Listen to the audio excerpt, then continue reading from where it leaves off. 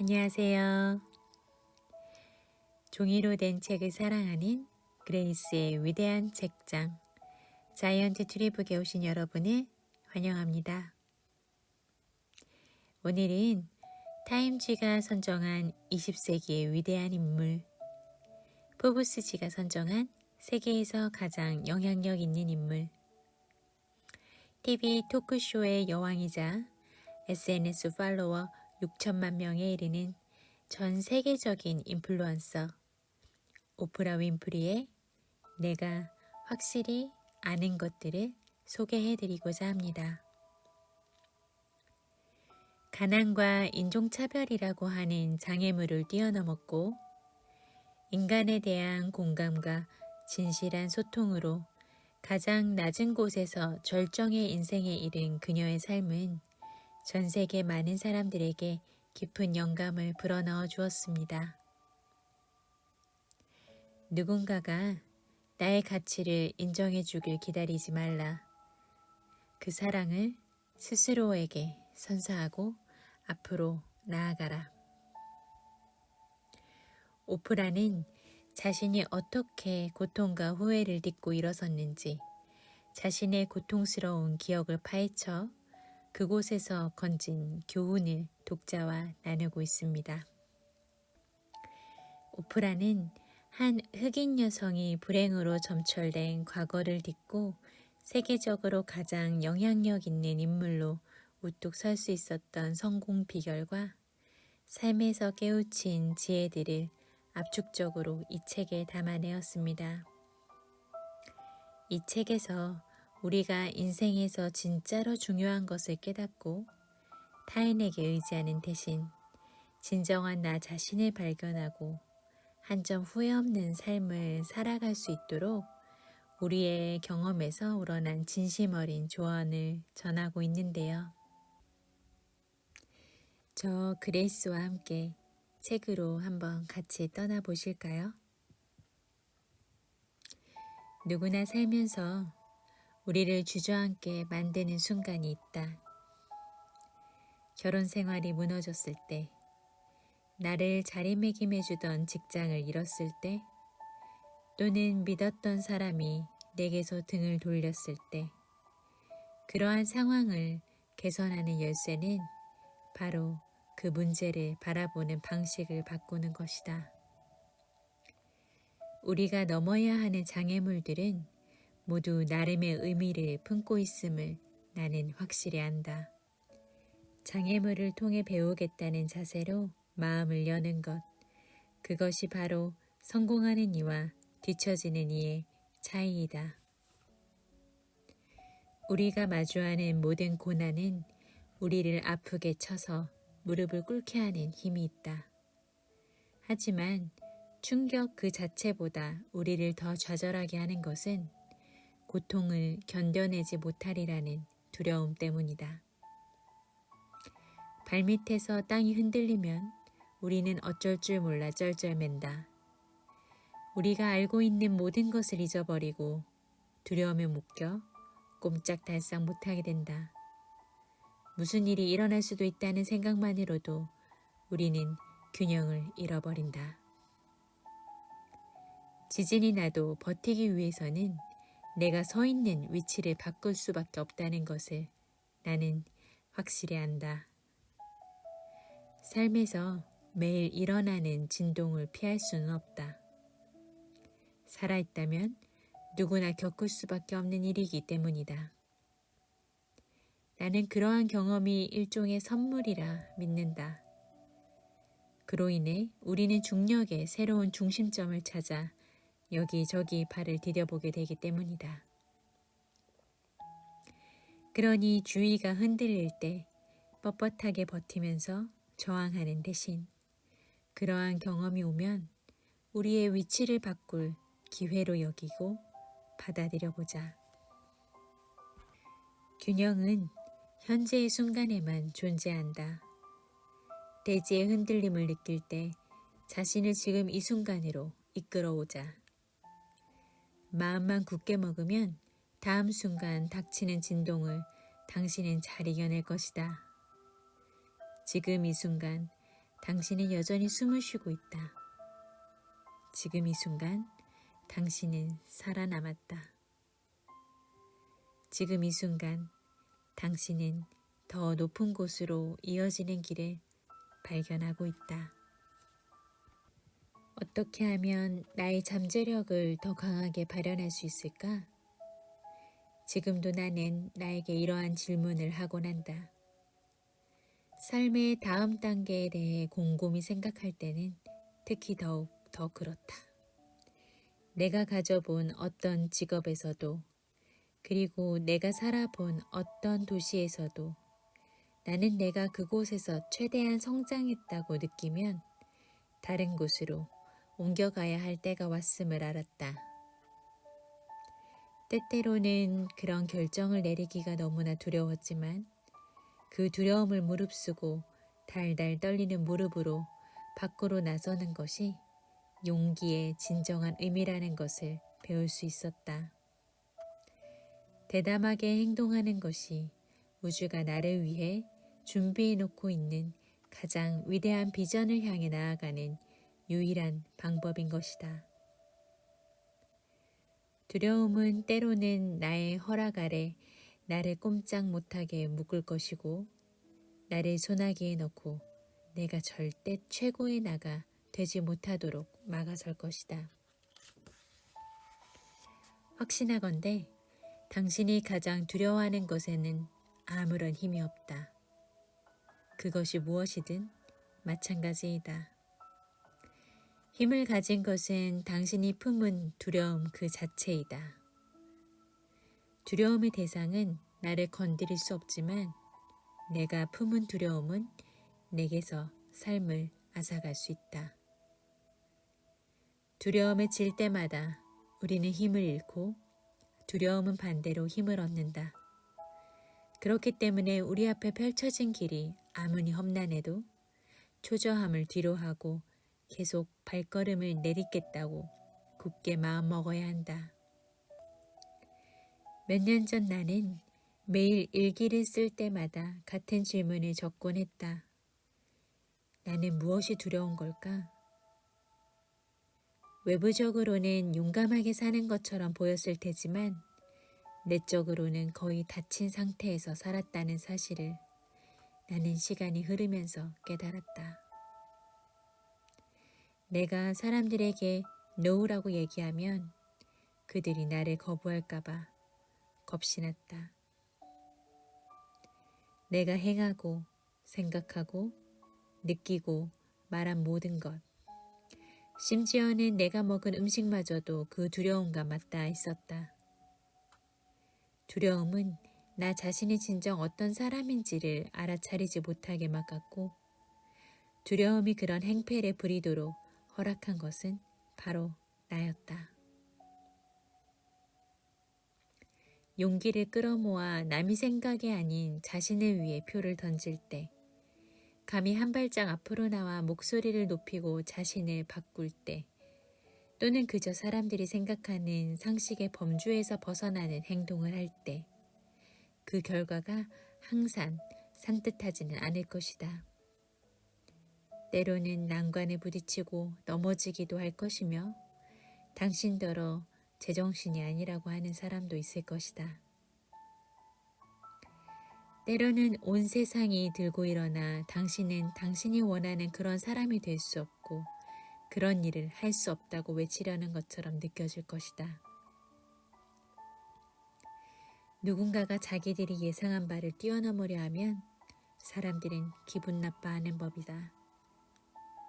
그리고 나약해지는 순간 기다렸다는 듯이 두려움이 치솟거나 의심스러운 마음이 생겨나 당신을 비틀거리게 할 수도 있다. 기진맥진해서 다 때려치우고 싶을 수도 있다. 하지만 포기한다면 그 결과는 더욱더 비참해질 것이다. 때때로 당신은 끔찍한 고착 상태에서 몇 년씩 갇혀있게 될지도 모르고 너무나 많은 날을 후회에 몸부림치며 살 수도 있다. 다른 사람들이 나를 어떻게 생각하는지 신경 쓰지 않고 살았더라면 과연 내 삶은 어땠을까? 이렇게 언제나 궁금해하며 살지 모른다. 지금 당장 두려움이 당신 앞을 막아서는 것을 거부하면 어떻게 될까? 두려움과 함께 사는 법, 즉 당신의 앞을 막는 두려움의 물살에 휩쓸리기보다는 그 물결을 타는 법을 배워서 예전엔 가능하리라고 생각조차 해본 적 없는 높은 곳으로 올라가 보게 된다면 어떻게 될까? 당신에게는 이게 필요해, 저게 필요해 라고 하며 다른 사람들이 강요하는 것들을 뿌리치는 즐거움을 발견하고 마침내 당신이 필요한 것에 스스로 깊은 주의를 기울이게 될지도 모른다. 당신은 당신 자신을 제외한 다른 사람들에게 아무것도 증명할 필요가 없다. 그것이 바로 당신이 궁극적으로 배워야 하는 교훈이다. 두려움 없이 산다는 것, 그리고 최고의 삶을 향해 계속 나아간다는 것의 진정한 의미이다. 사실 나는 한 번도 급류타기나 번지점프를 즐기는 부류였던 적이 없다. 내게 모험이란 다른 것을 뜻하기 때문이다. 우리의 삶의 가장 중요한 모험이 제일 높은 봉우리를 오르거나 두 발로 걸어서 세계를 여행하는 것일 필요는 없다는 것을 나는 확실히 잘 알고 있다. 우리가 즐길 수 있는 가장 흥분되는 모험은 바로 자기가 꿈꾸는 인생을 사는 것이다. 여러 해에 걸쳐 나는 주변 상황과 다른 사람들의 이해에 자신을 맞추기 위해 가장 깊은 소망을 유보한 채 살아가는 수많은 사람들과 이야기해왔다. 어쩌면 당신도 비슷한 경우일지 모르겠다. 당신은 내가 무엇을 하고 살아야 하는지 너도 알잖아. 이제 그걸 해보면 어때? 라며 옆구리를 쿡쿡 찔러오는 느낌을 무시하며 살아간다. 그 속삭임은 때때로 공허함이나 안절부절 못하겠다는 기분으로 우리를 찾아오곤 한다. 어쩔 수 없다며 상황을 합리화하기는 아주 쉽다. 나도 당신의 처지를 충분히 이해한다. 당신의 배우자와 자녀들은 당신이 필요하고 당신을 비참하게 만드는 그 일에는 엄청난 시간이 든다. 하지만 충만함이 없는 만족스럽지 못한 일을 열심히 하다 보면 결국 무슨 일이 생길까? 결국 당신의 에너지는 바닥이 나고 우울해지며 화가 나게 될 수도 있다. 당신은 그 길에서 하루도 더 시간을 낭비할 이유가 없다. 당신은 다시 시작할 수 있다. 새로운 출발은 자신의 내면을 바라보면서 시작된다. 당신의 주위를 산만하게 만드는 것들을 쳐내고 이제껏 무시해왔던 내면의 속삭임에 주의를 기울여보자. 마지막으로 나는 사람들이 생각하는 것만큼 스트레스를 많이 받지 않는다. 지난 여러 해 동안 나는 내가 가진 에너지를 현재에 집중하고 매 순간 일어나는 일을 온전하게 인식하는 법을 배웠다.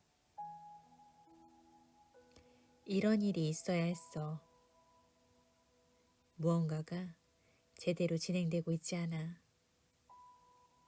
다음엔 무슨 일이 일어날지도 몰라. 등등의 걱정을 더는 하지 않게 되었다.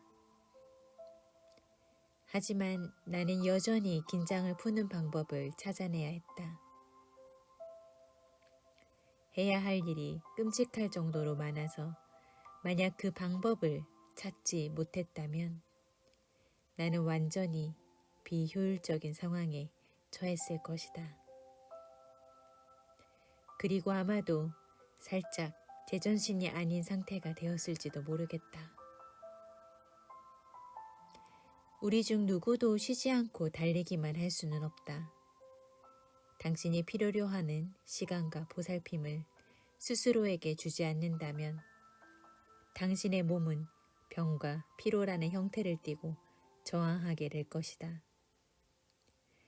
그렇다면 당신은 어떤 방법으로 자신에게 시간과 보살핌을 돌려줄 것인가?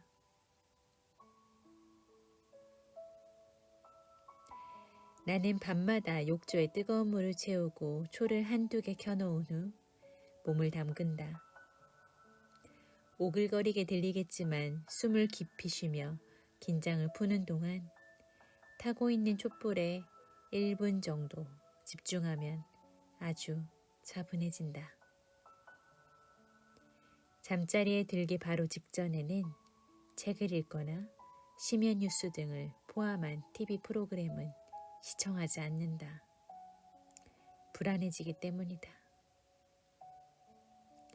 게다가 난 어지러운 꿈을 좋아하지 않기 때문에 깨어있는 시간에 어려운 상황을 미리 처리하면서 나의 수면 시간을 보호한다. 나는 감사일기를 쓰고 주중에는 날이 저물 무렵 멋진 소설을 읽거나 가만히 앉아 자기 중심을 잡으려고 노력하며 마음을 가라앉힌다. 그것을 나는 생각 버리기라고 부른다. 선량함이란 이름으로 다른 모든 일을 위해 자신의 모든 것을 희생해야 한다는 사고방식이 사람들 안에 마치 프로그램처럼 박혀있다. 다 희생한 후에 남는 부분이 아주 조금 있다면 그 정도는 가져가도 된다. 우리는 그 프로그램을 스스로 해제할 필요가 있다. 우리의 감정과 영혼이 담긴 탱크가 바닥에 보일 때까지 주고 또 준 다음 연료 없이 습관적으로 작동하는 상태로 들어가게 되면 모든 사람이 지치게 된다. 당신은 더더욱 그렇다. 먼저 자신을 보살펴야 여러분을 가장 필요로 하는 사람들에게 더 많은 보살핌을 가져다 줄 수 있다. 비행기의 산소 마스크처럼 자신이 먼저 마스크를 쓰지 않으면 다른 사람을 구할 수 없는 것처럼 말이다. 네, 오늘은 오프라 윈프리의 내가 확실히 아는 것들에 대해서 함께 같이 읽어보았습니다. 그 어려운 상황에서도 더 나은 자신으로 진화하기 위해서 자신의 안에서 스스로 삶이 깨어나게 만드는 과정을 아주 쉽게 설명해주고 있는데요. 그녀는 당신이 어떤 문제를 가졌는지는 중요하지 않다고 얘기를 합니다. 과식이 되었든 어떤 종류의 중독이든 관계든 돈이든 지위이든 그 문제를 향한 당신의 도전이 당신 자신의 가장 거룩한 발견을 이끌어낼 도구가 되도록 만들면 된다고 말입니다. 스스로를 최고의 삶으로 초대할 수 있도록 스스로를 매니지해 나가시면 될 것 같습니다. 여러분 스스로가 두려움을 정복할 수 있다면 여러분은 자유롭게 날게 될 것입니다. 그것 또한 확실하다고 말씀드릴 수 있겠습니다. 고맙습니다.